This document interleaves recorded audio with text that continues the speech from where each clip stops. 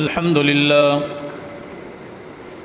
لله نحمده ونستعينه ونستغفره ونؤمن به ونتوكل عليه ونعوذ بالله من شرور أنفسنا ومن سيئات أعمالنا من يهده الله فلا مضل له ومن يضلله فلا هادي له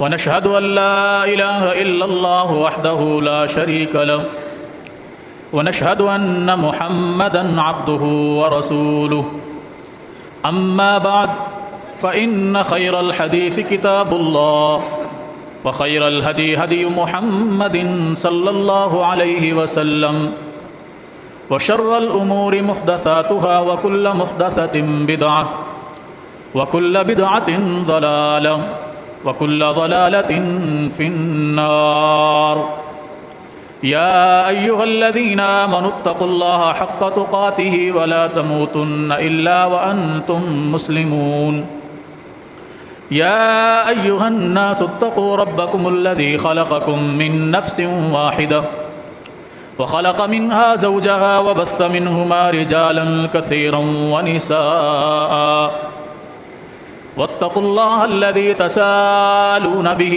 والأرحام إن الله كان عليكم رقيبا يا أيها الذين آمنوا اتقوا الله وقولوا قولا سديدا يصلح لكم أعمالكم ويغفر لكم ذنوبكم ومن يطع الله ورسوله فقد فاز فوزا عظيما أعوذ بالله السميع العليم من الشيطان الرجيم بسم الله الرحمن الرحيم فخلف من بعدهم خلف أضاعوا الصلاة واتبعوا الشهوات فسوف يلقون غيا اللهم صل على محمد وعلى آل محمد كما صليت على إبراهيم وعلى آل إبراهيم إنك حميد مجيد اللهم بارك على محمد وعلى آل محمد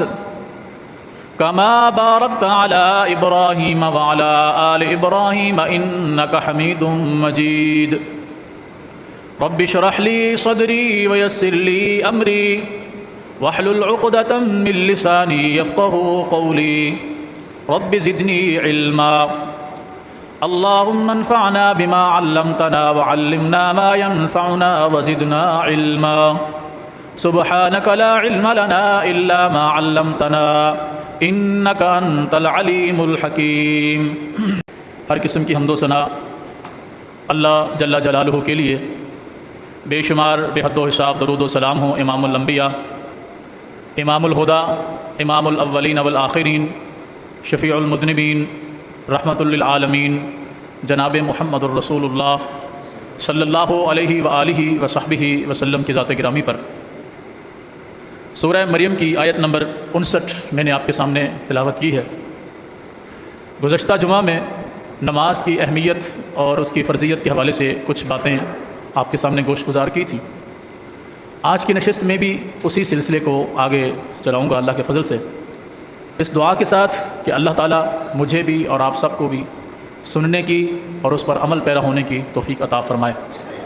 جو حق سچ بیان ہوگا وہ اللہ کے رحمت اور اس کے فضل سے ہوگا، اگر کسی قسم کی کمی بیشی ہو جائے تو وہ سبقت لسانی کی وجہ سے ممکن ہے۔ اللہ تعالیٰ ہم سب کو اس سے محفوظ فرمائے۔ اس آیہ مبارکہ میں اللہ رب العالمین نے نیک لوگوں کی بری اولاد کا تذکرہ فرمایا۔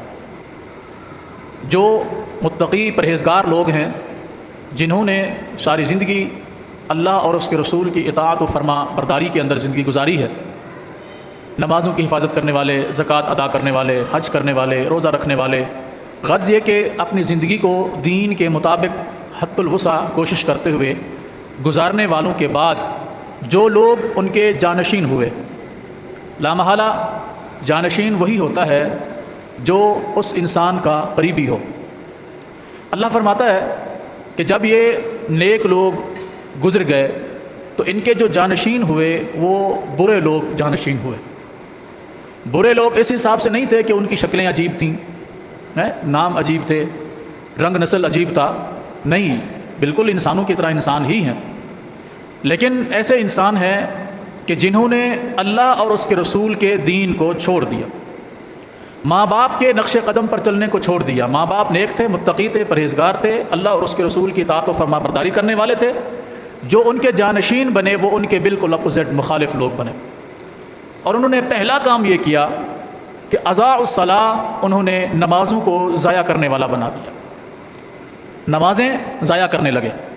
جس طرح میں نے گزشتہ جمعہ میں گزارش کی تھی کہ دل کیا پڑھ لی، نہیں کیا چھوڑ دی، جتنی پڑھ لی جتنی چھوڑ دی کوئی پرواہ نہیں ہے، فرض پڑھ دیے نفل چھوڑ دیے ہیں، کبھی فرض ہی نہیں پڑھے، بس ہفتے کے بعد جمعے کے دن حاضر ہوئے اور سمجھ لیا کہ ہم بھی پکے سچے مسلمان ہیں، اور باقی نمازوں کی فکر نہیں ہے، فجر جا رہی ہے، ظہر جا رہی ہے، عصر جا رہی ہے، مغرب ہے، عشاء ہے، کوئی اس بات کی پرواہ نہیں ہے۔ کبھی دل کے اندر اس بات کا خیال تک بھی نہیں گزرا کہ یار نماز بھی ہم پر فرض ہے، ہم بحیثیت مسلمان ہیں۔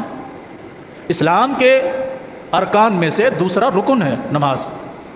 نماز اسلام کے ارکان میں سے دوسرا رکن ہے۔ پہلا رکن کیا ہے؟ اس بات کی گواہی دینا کہ اللہ کے علاوہ کوئی معبود نہیں، وہ اکیلا ہے، اس کا کوئی شریک نہیں، اور محمد الرسول اللہ صلی اللہ علیہ وسلم اس کے بندے اور اس کے رسول ہیں۔ یہ اسلام کا پہلا رکن ہے۔ تو ہم سب مسلمان ہیں، مسلمانوں کے گھر میں پیدا ہوئے، مسلمان نام ہے ہمارے، اور مسلمانوں کی بستی میں رہتے ہیں، مسلمانوں کے ملک میں رہتے ہیں، مسلمانوں کے محلے میں رہتے ہیں، مسلمانوں کے ساتھ اٹھنا بیٹھنا ہے۔ لیکن عجیب مسلمان ہیں کہ مسلمان ہوتے ہوئے بھی مسلمان نہیں ہیں، مسلم ہوتے ہوئے بھی مسلم نہیں ہیں۔ اسلام کا دوسرا رکن اور اہم رکن نماز ہے، جو کسی صورت میں بھی معاف نہیں ہے۔ انسان جب تک اپنے ہوش و حواس میں ہے اور نماز کا وقت ہے، وہ طہارت کی حالت میں نہیں ہے تو طہارت اختیار کرے لیکن نماز پڑھے۔ لیکن فرمایا کہ ایسے نمازیوں اور اللہ کی عبادت گزاروں کے بعد جو ان کے جانشین بنے وہ ایسے لوگ آئے، فخلف من بعدہم خلف، نیک لوگوں کے جانشین بنے خلف، برے لوگ۔ حالانکہ دیکھیں پہلے خلف ہے پھر خلف ہے، لام کے اوپر زبر ہٹ گئی، جزم آ گیا۔ خلف کا معنی ہے جانشین بننا، اور خلف جانشین بنا لیکن برا جانشین۔ فخلف من بعدہم خلف، اللہ فرماتے تو اس کا مطلب یہ ہوتا کہ جانشین بنے اچھے لوگ، لیکن اسی خلف کے اوپر جب لفظ آیا تو اس کا معنی کیا بن گیا؟ برے جانشین۔ ان کی نشانی کیا ہے؟ اضاعوا الصلاۃ، ان لوگوں نے نمازوں کو ضائع کرنا شروع کر دیا، نہیں پڑھتے، چھوڑ دیتے ہیں، پرواہ نہیں کرتے۔ وجہ کیا ہے؟ واتبعوا الشہوات، انہوں نے اپنی خواہشات نفس کی پیروی کرنا شروع کر دی۔ یہ دل ہی ہے نا جو کہتا ہے کہ چلو اذان ہو رہی ہے مسجد میں نماز کے لیے چلتے ہیں، کیا خیال؟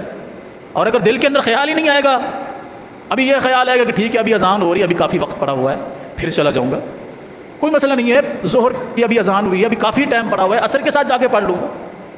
یعنی اپنی مرضی کے مطابق اس نے آنا ہے، اس لیے نہیں آنا ہے کہ اللہ بلا رہا ہے، اس لیے نہیں آ رہا کہ یہ اسلام کا لازمی ترین رکن ہے، اس لیے نہیں آ رہا کہ قیامت کے دن سب سے پہلے اللہ کے حقوق میں سے نماز کے بارے میں پوچھا جائے گا، بلکہ اس لیے نہیں آ رہا کہ اس کا دل ابھی نہیں مان رہا، ابھی کسٹمر کا ٹائم ہے، گاہک آ گئے ہیں، ان کو فارغ کر لوں پھر چلا جاؤں گا، بس ادھر سے فارغ ہو جاؤں پھر چلا جاؤں گا، ابھی یہ کام کر لوں پھر چلا جاؤں گا، اپنی مرضی ہے۔ ہاں اگر اس نے کسی مجلس کے اندر جہاں ہلڑ بازی، شور شرابہ منورنجن انسان کے لیے ہو، جو اس کی نفس خبیثہ کے لیے بڑا زبردست ہو، تو وہاں یہ اچھے طریقے سے تیاری بھی کرتا ہے اور پہلے پہنچنے کی کوشش کرتا ہے تاکہ اگلی سیٹوں پر بیٹھ کر یہ اس پروگرام کو دیکھ سکے۔ کوئی بری مجلس، گانے کی مجلس ہو، شور شرابے کی مجلس ہو، کھیل کود کا کوئی پروگرام ہو، جیسے آپ دیکھتے ہیں نا کرکٹ کے میچ ہوتے ہیں، کافروں سے زیادہ مسلمان اس جذبے کے اندر ہوتے ہیں کہ آج ہماری مسلمانوں کی ٹیم کا میچ ہو رہا ہے، ہم نے سب سے پہلے اس میں جانا ہے۔ یہ ابھی پچھلے مہینے ہی پروگرام ہوا ہے، آخری میچ ہوا ہے، فائنل میچ انڈیا کے ساتھ، تو آپ نے دیکھا شہر بھر نہیں ملک بھر کی بڑے بڑے روڈوں کے اوپر بڑی بڑی اسکرینیں لگا کر مسلمان 7:30 بجے سے لے کے رات 11:30 بجے تک میچ دیکھتے رہے۔ اس دوران کتنی نمازیں گزری؟ عشاء گزری کہ نہیں؟ اور فجر، اپنا مغرب، وہ تو ویسے ہی انتظام کرتے کرتے گزر گئی، اس پروگرام کا انتظام کرتے کرتے مغرب گزر گئی۔ عشاء کب گزری کوئی پتہ نہیں ہے، رات 11 بجے تک لوگ ٹی وی کے سامنے بیٹھے رہے، کیوں؟ کہ میچ چل رہا۔ فضول اور گناہ کے کام کے لیے ان کے پاس فرصت ہے۔ جس چیز میں جوا لگا ہوا وہ حلال ہوتی ہے حرام ہوتی ہے؟ کیا خیال ہے؟ جوا حلال ہے یا حرام؟ تو یہ کون سا میچ تھا جو حلال طریقے سے کھیلا جا رہا تھا؟ اس کے لیے مسلمانوں کے پاس ٹائم تھا، ٹھیک ہے۔ یہاں کراچی کے اندر بھی ہوتے ہیں PSL کے نام سے ہیں، اس کے اندر بھی آپ دیکھیں کہ یقین جانے پورا پاکستان جو ہے وہ اس بخار کے اندر مبتلا ہوتا ہے کہ میری فلاں ٹیم ہے، میرا فلاں جو ہے گروپ ہے، میرا فلاں کھلاڑی میرا بڑا پسندیدہ ہے. اس کے یعنی ہر وہ کام جو اللہ کے دین سے دور کر دے اس کے اندر اس کی بڑی دلچسپی ہوتی ہے.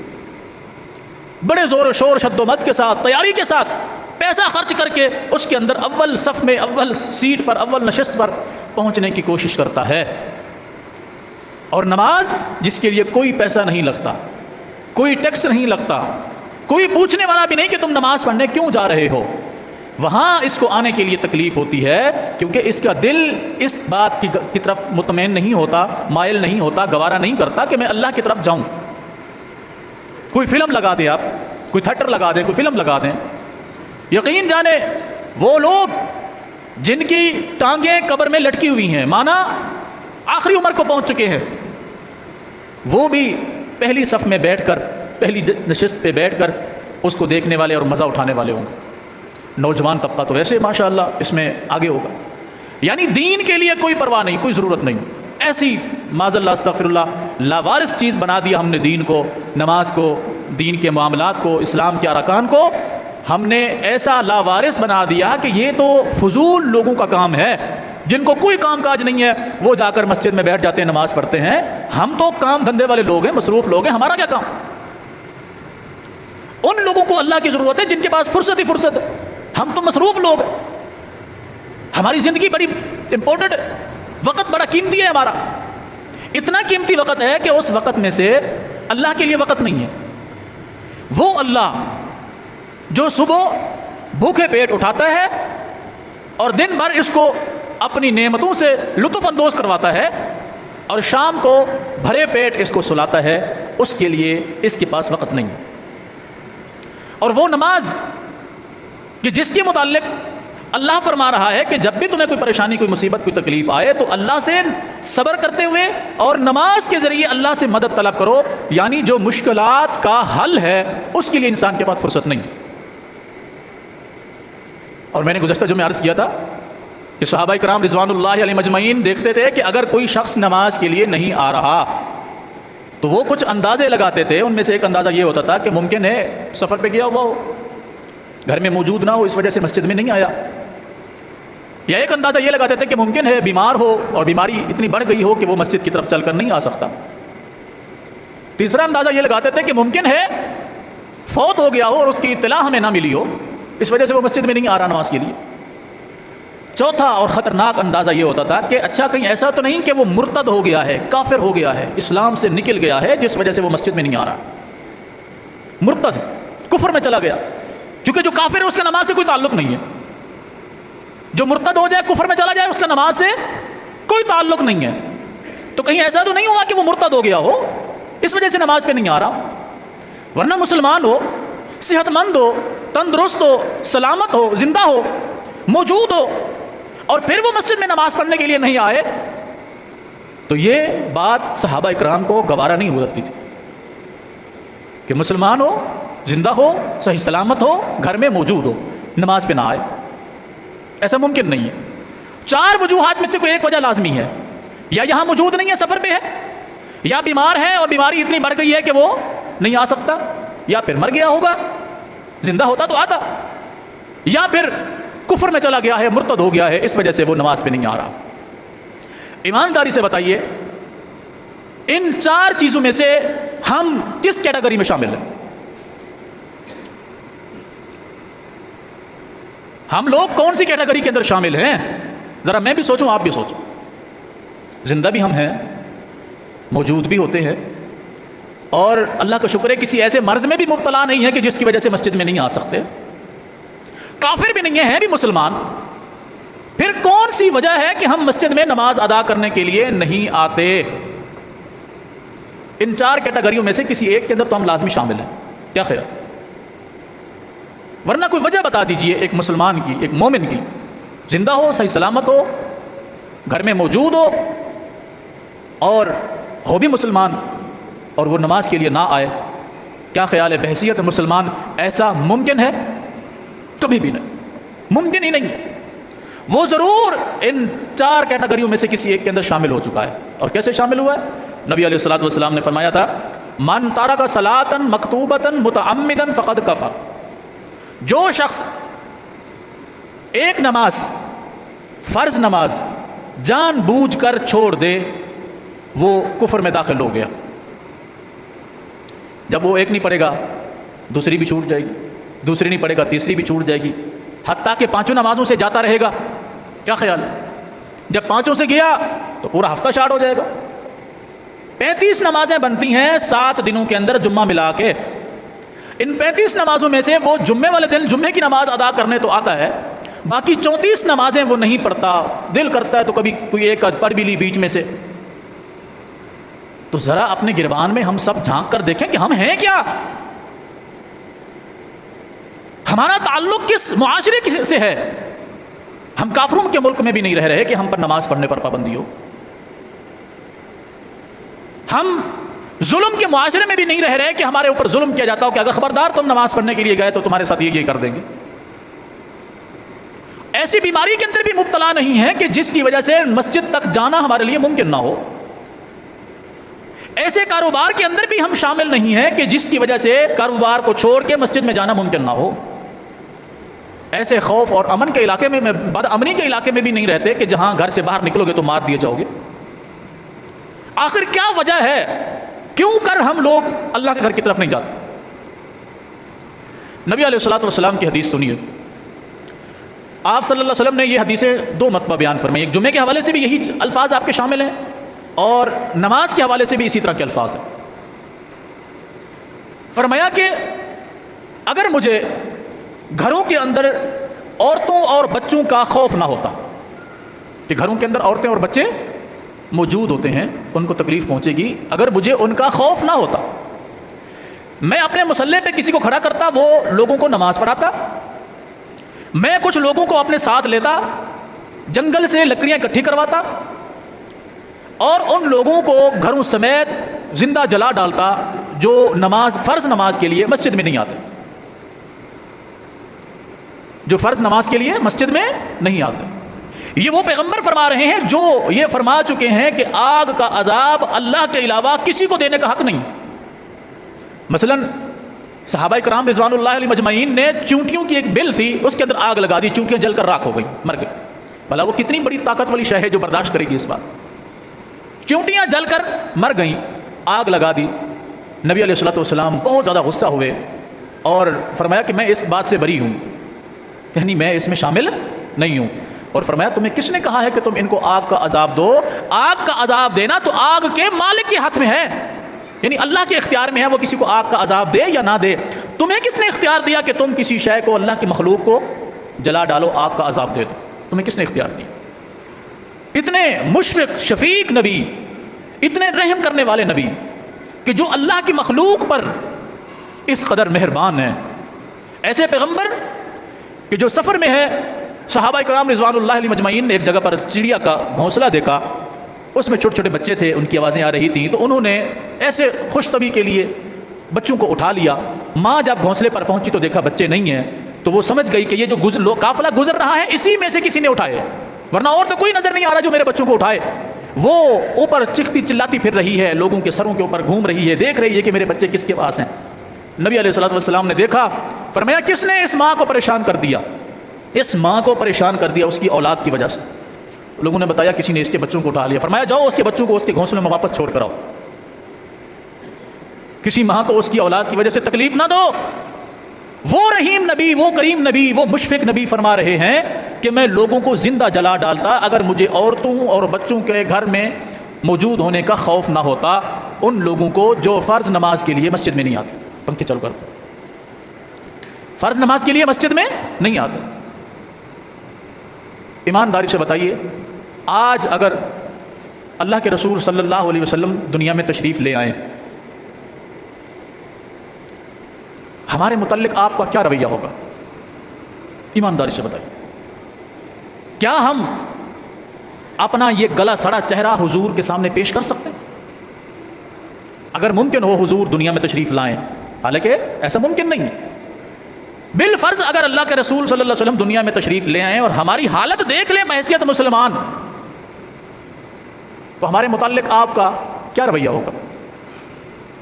کیا ہم یہ چہرہ حضور کے سامنے پیش کر سکتے ہیں؟ نہیں پیش کر سکتے.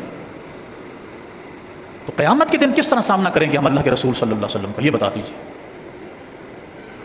اللہ کے لیے میں اپنا احساس کروں، آپ اپنا احساس کریں کہ کیوں ہم نمازوں کی طرف نہیں آ رہے، کیوں ہم نمازیں نہیں پڑھ رہے. کوئی وجہ بتا دیں. نبی علیہ الصلوۃ والسلام نے تو اولاد کے متعلق فرمایا کہ جب تمہاری اولاد 7 سال کی ہو جائے. کتنے سال کی؟ 7 سال. انہیں نماز کا حکم دو. 7 سال کی ہو جائے انہیں نماز پڑھنے کا حکم دو. اور جب 10 سال کی ہو جائے وہ نماز نہ پڑھے، انہیں زبردستی ڈانٹ کے مار کے نماز پڑھاؤ. اور میں کئی مرتبہ یہ بات عرض کر چکا ہوں کہ اگر ہماری اولاد صبح اسکول کے لیے لیٹ ہو جائے تو ہمیں کتنی پریشانی ہو رہی ہوتی. لیٹ جائیں گے، آگے ڈانٹ پڑے گی، استاد چلائے گا، اسکول والے چلائیں گے، غیر حاضر ہو جائے گا، لیٹ ہو جائے گا. تکلیف ہوتی کہ نہیں ہوتی؟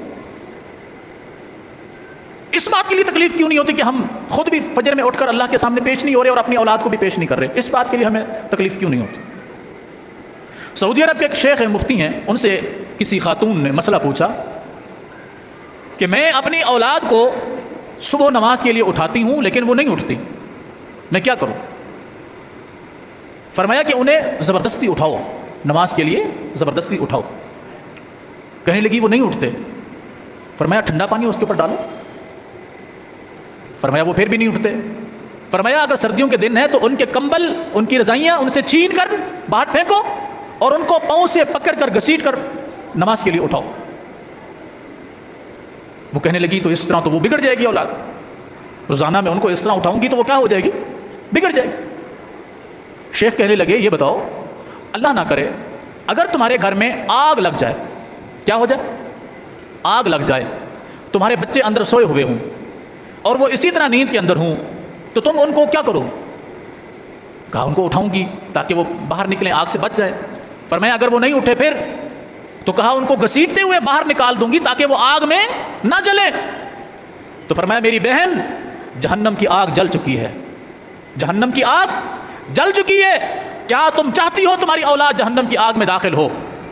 تو کہا ہرگز نہیں چاہتی. کہا جب جہنم کی آگ میں اس کو نہیں جلتے ہوئے دیکھنا چاہتی تو یہاں ان پر زبردستی کرو، سختی کرو تاکہ وہ اٹھیں اور نماز ادا کریں.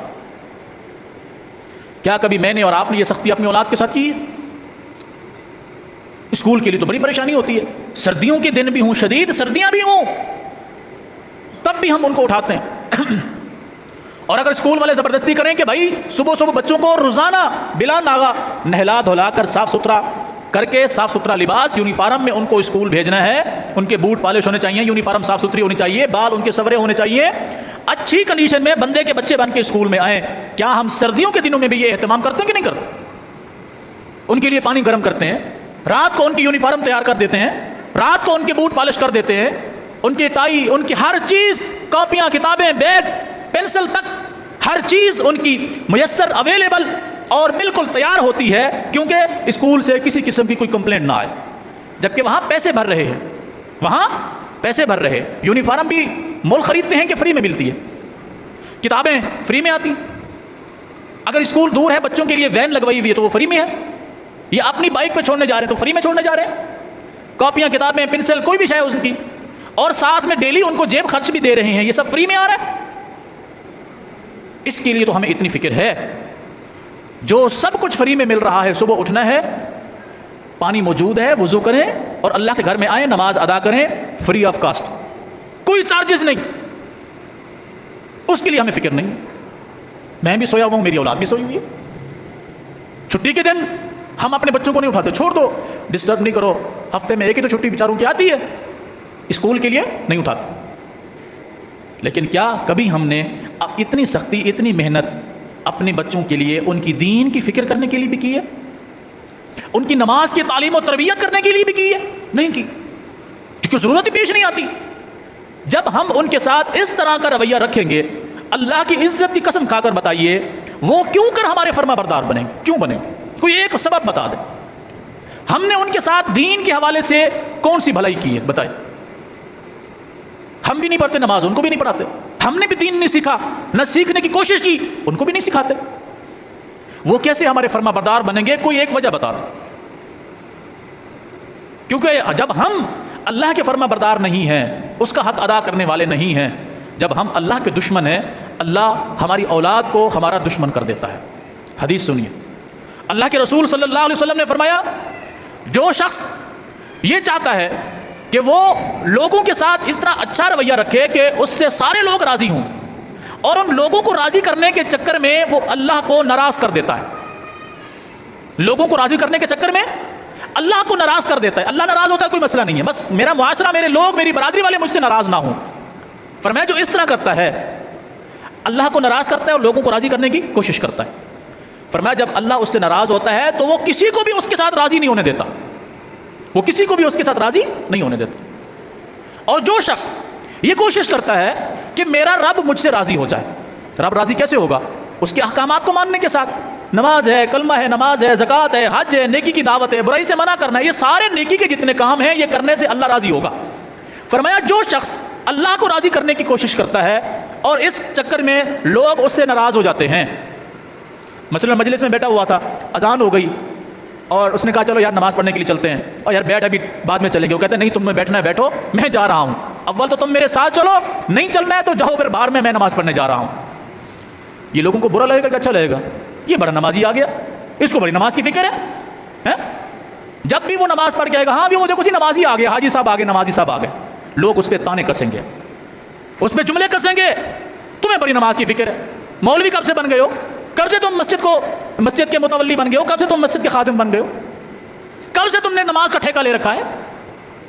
اسی طرح کسی بھی دین کی مجلس میں، نیکی کی دعوت میں آپ ان کو شریک کریں، آپ کو یہ جملے سننے کو ملیں گے. لیکن اگر کوئی شخص ان جملوں اور باتوں کی پرواہ کیے بغیر اللہ کی رضا کی خاطر اس کو راضی کرنے کے لیے کوشش کرے اور لوگ اس سے ناراض ہو جائیں، اللہ کے رسول صلی اللہ علیہ وسلم فرماتے ہیں، اللہ تعالیٰ فرماتا ہے میں جب اس سے راضی ہوتا ہوں تو دنیا کو اس کے قدموں میں جھکا دیتا ہوں، پھر سارے اس سے راضی ہو جاتے ہیں، کوئی اس سے راضی رہے بغیر ان کا گزارا ہی نہیں ہوتا. تو جب میں اپنے رب کو راضی نہیں کروں گا تو کیسے ممکن ہے کہ میری اولاد مجھ سے راضی ہو، میرے گھر کے افراد مجھ سے راضی ہوں؟ میں تو ان کو راضی کرنے کے چکر میں ہوں کہ ان کی ساری خواہشیں پوری کروں، ان کو ہر قسم کی سہولت میسر کروں، بھلے اس کے لیے مجھے حرام کمانا پڑے، کچھ مرضی کرنا پڑے، اللہ کی بغاوت کرنی پڑے، اس بات کی پرواہ نہیں ہے، بس میری آل اولاد گھر والے مجھ سے خوش ہونے چاہیے. اس حال میں اللہ ناراض ہوتا ہے، پرواہ نہیں ہے. تو رسول اللہ صلی اللہ علیہ وسلم نے فرمایا کہ اللہ تعالیٰ فرماتا ہے جب میں ناراض ہوں تو کسی کو بھی راضی نہیں ہونے دوں گا. یہ سارے مجھ سے اس وقت تک راضی ہیں جب تک ان کو وہ ساری سہولتیں مل رہی ہیں. جیسے کسی دن کوئی ایک سہولت ملنا بند ہو گئی، اس دن ان کی آنکھیں یہاں پہنچ جائیں گی، ان کی زبان اتنی لمبی ہو جائے گی میرے متعلق. کیوں؟ کیونکہ میں نے ساری زندگی ان کو خوش کرنے کی کوشش کی، اللہ کو نہیں. اور جس دن میں اللہ کو راضی کرنے کی کوشش میں لگ جاؤں گا، دنیا کچھ مرضی کہے میرے متعلق، اس دن اللہ تعالیٰ ان کو میرے ساتھ راضی کر دے گا. یہ اللہ کا فیصلہ ہے جو مجھے بھی اور آپ کو بھی، ہم سب کو ماننا پڑے گا. اللہ تعالیٰ مجھے بھی اور آپ کو بھی، ہم سب کو، ہماری اولادوں کو، ہمارے گھر والوں کو، ہمارے رشتہ داروں کو پکا سچا نمازی بنا دے، نماز کی فکر کرنے والا بنا دے. یقین جانے جن کو نماز کی فکر ہوتی ہے ان کو پھر ساری فکریں چھوٹ جاتی ہیں. جن کو نماز کی فکر نہیں ہوتی نا، اللہ ان کو اتنی مشکلات اور مصیبتوں کے اندر ڈال دیتا ہے کہ پھر وہ ایک سے نہیں نکلے ہوتے کہ دوسری میں گرفتار ہو جاتے ہیں. اللہ تعالیٰ ہم سب کا حامی و ناصر ہو. اقول قولی ھذا واستغفر اللہ لی ولکم ولسائر المسلمین.